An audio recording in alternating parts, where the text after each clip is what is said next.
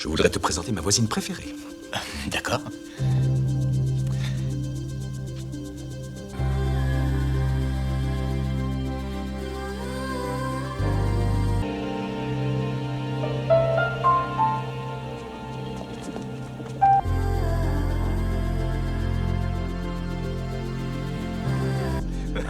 Attends. Oh. Mais, qu'est-ce que... De Palma et Hitchcock et De Palma, Body Double en est la quintessence, bien que détesté en son temps par certains qui n'y ont rien compris. Le film est d'une puissance cinématographique absolument étonnante, où le pire chez l'être humain y est montré, volontaire ou pas, comme le voyeurisme, le sadisme ou même la claustrophobie, sous un thriller érotique implacable que l'on se doit d'avoir vu, non, que dis-je, qu'il faut avoir vu, étant sa vraie dernière incursion dans l'imitation des films du maître.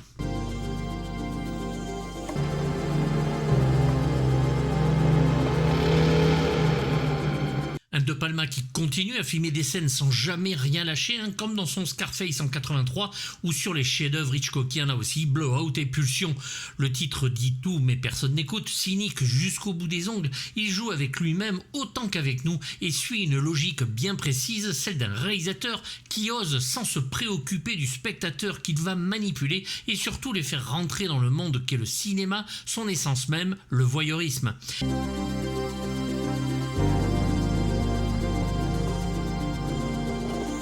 Dans le monde technique du cinéma, une doublure s'appelle Body Double et le film en est le sujet principal, ce 8e art et comment l'on joue avec l'essence des gens et leur vision, mais le cinéma sale, la série B, la Z et les films à 2 balles.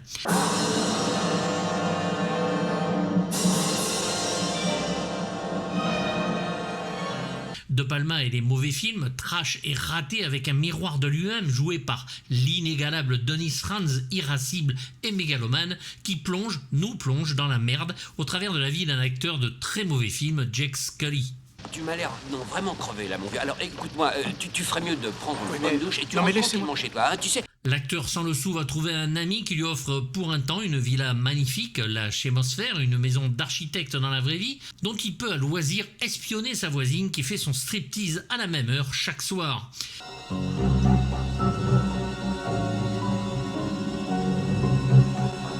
Seulement voilà, un homme, un Indien, entre dans la maison et tue la jeune femme sous l'œil témoin de Jack Scully. Le voilà embringué dans une histoire folle où il va mener son enquête et plonger dans le monde du porno et de l'érotisme, bref, le meilleur des États-Unis. Oui, attention, il est derrière vous! Attention! Oh mon Dieu! Ce qu'il y a de plus fou dans tout ça, c'est qu'en 1984, le clip est roi. Oui, le vidéoclip qui accompagne chaque chanson. Pour les plus jeunes d'entre vous, ce sont de petits films qui parfois pouvaient nous rendre fous à l'époque parce qu'il y en avait peu de très bien réalisés, comme le réalisateur le fera pour le boss Bruce Springsteen pour la chanson Dancing in the Dark. MTV en est le maître absolu, la chaîne qu'il faut regarder, ce qui aujourd'hui n'est plus le cas, c'est de la merde, et c'est le groupe Frankie Goes to Hollywood avec son fabuleux Relax qui va être le porte-étendard d'une scène géniale. Ce passage devait d'ailleurs être le véritable clip du groupe avec la pornographie en fond et devait servir à la promotion du film. Le groupe choisira de dire non et de faire réaliser un autre clip.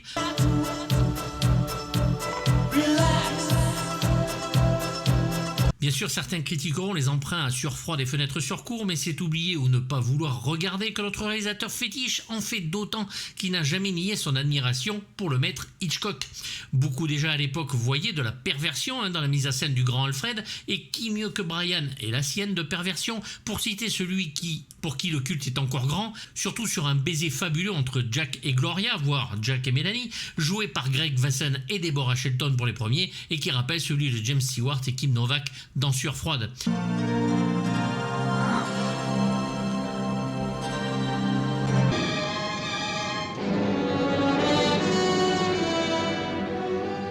C'est donc un film presque grossier où De Palma nous fout carrément à la gueule, qui nous manipule ouvertement et dont le meurtre, parce que oui, meurtre il y a, dure longtemps, très longtemps, en 3 temps en plus, une horreur.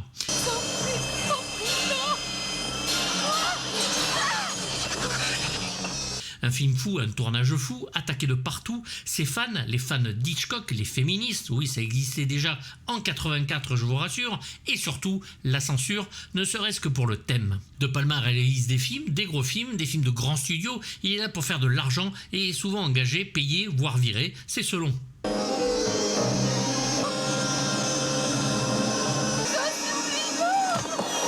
Ken Widerhorn, réalisateur du Commando des morts vivants en 77, devait réaliser le film au départ et c'est Brian De Palma qui va s'y mettre, comme il a été lui-même viré parfois, comme dans Le Prince de New York, que Sidney Lumet va réaliser.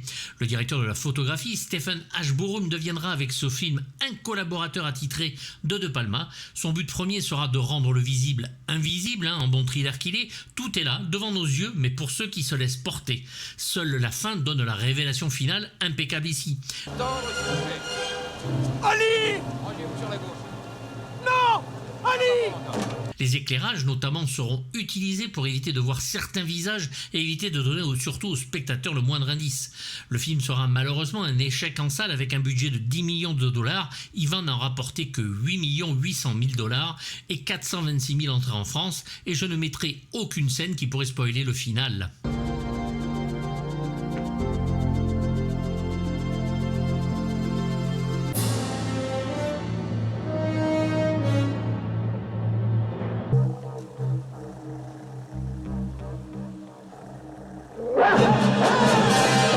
Jack Scully, acteur de tiers zone, voire pire, est interprété par Craig Wasson, un acteur moins ringard mais pas fou non plus, qui va plonger ici dans le sale, manipulé de A à Z, témoin d'un crime qui va perdre pied au point d'abandonner et de se livrer au mal jusqu'à presque l'autodestruction.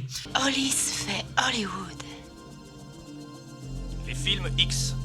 Un optimiste naïf, il est en plus cocu et il reviendra à son point de départ, ce qui est toujours mieux que la mort, mais souffrant le martyre durant l'entièreté du film. Il va bien sûr tomber amoureux de cette voisine qui l'observe, mais amoureux d'un corps sans la connaître, une femme objet qui efface tout ce qu'a fait le réalisateur en romantisme et va donner l'attaque des féministes. Non, je suis... Hervé Bellon est à sa voix française, où on a vu l'acteur dans Le Toboggan de la mort de James Goldstone, Le Merdier de Ted Post, Georgia d'Arthur Penn et Le Fantôme de Milburn de John Erwin, ces deux derniers films ayant convaincu le réalisateur de l'engager. C'est un homme très ouvert, modeste, qui aime son métier et va passer une audition après avoir lu le scénario envoyé par De Palma, dont une avec Annette Haven, actrice porno envisagée pour le rôle au départ de Mélanie Griffith. Le vaginal. Ah, vaginal. La nuit la plus longue. La nuit la plus longue, oui. Naïf, innocent et pris dans une situation impossible, c'est par lui que nous nous identifions et vivons le film, notamment ses yeux. Juste après la mort de Gloria, on le voit mater un porno, le gars est clairement perché. Dans une scène, un officier de police lui demande ce qu'il a déjà tourné, ce dernier va lui répondre qu'il était assez bon dans Pour l'amour du risque, Heart to Heart en anglais. Et Mike Point, un épisode de Heart to Heart, pas mal du tout.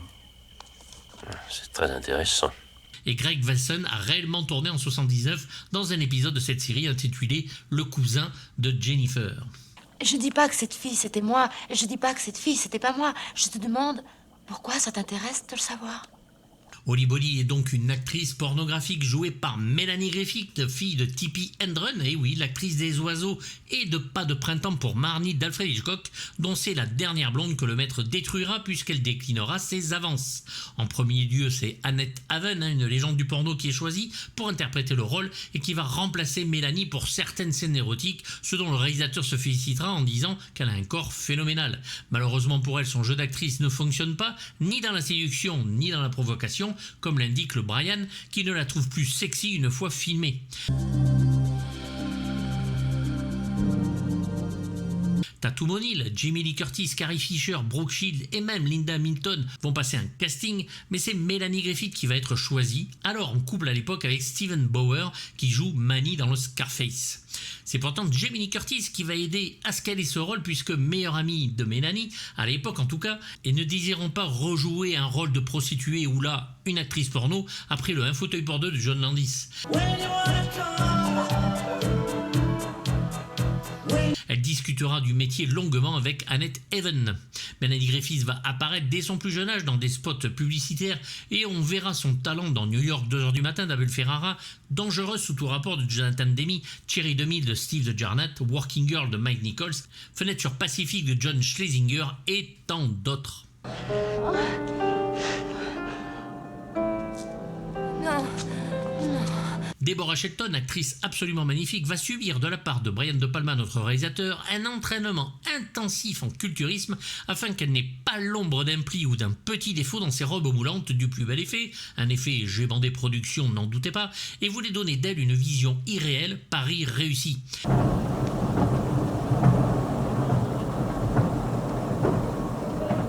Elle est élue Miss USA en 70, pose pour Playboy en 74 et deviendra une des maîtresses de J.R. Ewing dans Dallas de 1984 à 1987. Peu de films à son actif, mais ce body double la fera remarquer, notamment sa scène de meurtre absolument infâme et longue, trop longue. Le truc que personne n'a envie de voir.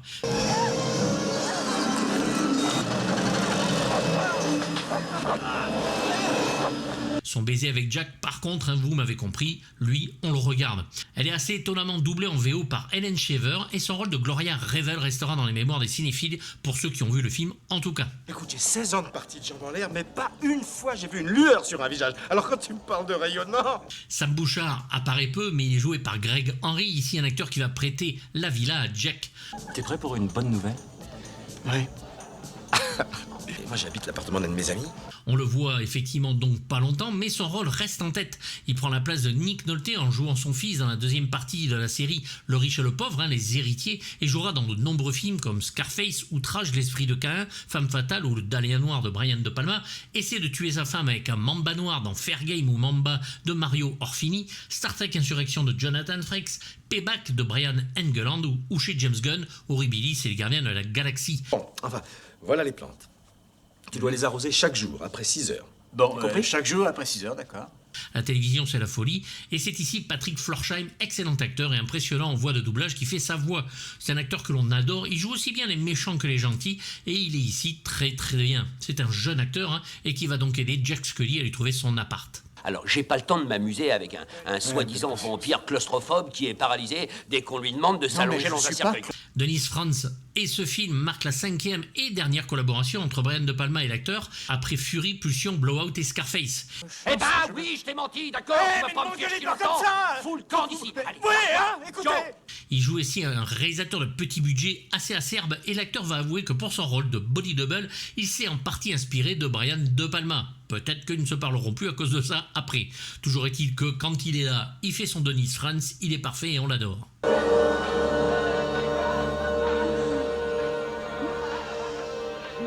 Nous avons aussi le plaisir d'y voir Barbara Crampton en Carol, actrice culte de Reanimator et From Beyond de Stuart Gordon, et c'est un de ses premiers rôles ici. Elle joue l'ex de Jack, le trompant allègrement alors qu'il rentre chez lui après avoir été viré de son film.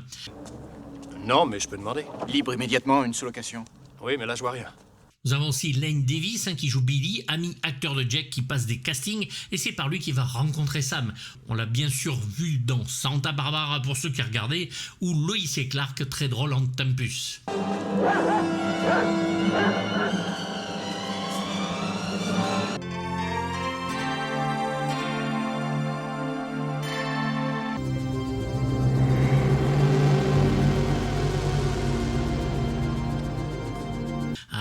Pino Donaggio et Brian De Palma, une belle histoire d'amour, après l'interlude de Giorgio Moroder dans Scarface. Ennio Morricone et d'autres prendront le relais et ne se retrouveront que sur L'esprit de Caïn et Passion.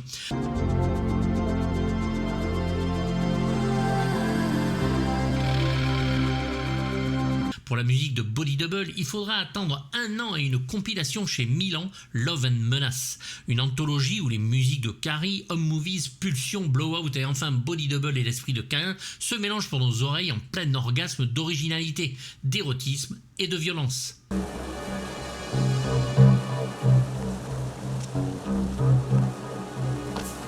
Le thème obsédant de Body Double et son cœur féminin nous laisse pantois et heureusement se trouve sur le disque. Après une musique isolée, un bootleg, c'est Intrada qui va nous sortir la musique en 2017, faut pas être pressé, et 70 minutes de musique. C'est avec cette composition que la thématique érotique de Palma Donaggio va prendre tout son sens vivace avec ce morceau de danse et de striptease en ressort comme un chef-d'œuvre langoureux, entêtant, dont le plaisir d'écoute est certain.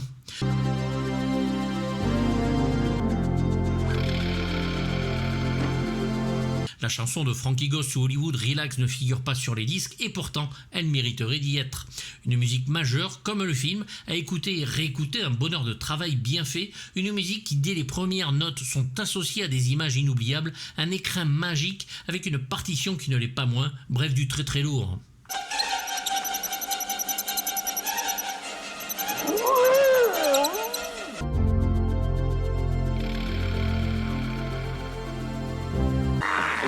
Bouge plus, laisse ta main où elle est, Jake. Est-ce que ça va, Doug? Ça va très bien. Bon, formidable. Alors, on ne bouge plus. Une maîtrise donc de la mise en scène absolument parfaite, même si le réalisateur lui-même attribuera l'échec du film à sa réalisation en 2001 en expliquant que certaines choses ne fonctionnent pas, comme le choix de la claustrophobie pour remplacer le vertige de sueur froide du maître Alfred, un problème plus difficile à rendre pour lui sur écran.